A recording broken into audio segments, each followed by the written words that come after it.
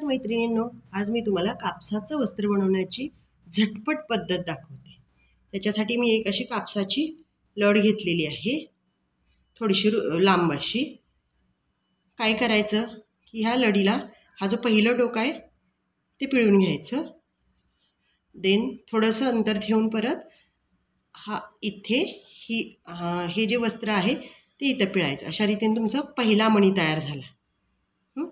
हा पहिला मणी तयार झाला की इथून पुढे थोडंसं पुढे जायचं, थोडंसं ज्या ठिकाणी तुम्हाला पिळायचं आहे दुसरा मणी तयार करायचा आहे तिथे तुम्हाला पातळ करून घ्यायचं आणि ही लढ पिळून घ्यायची।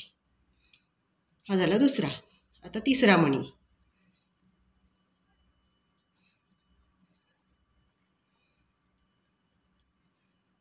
तिसरा मणी झाला।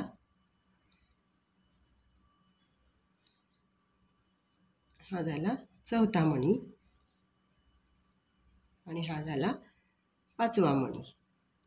अशा रीतीने तुमचं हे 5 मण्यांचं कापसाचं वस्त्र तयार झालेलं आहे। याला तुम्ही रंगीत करू शकता हळदी कुंकू लावून। थँक्यू।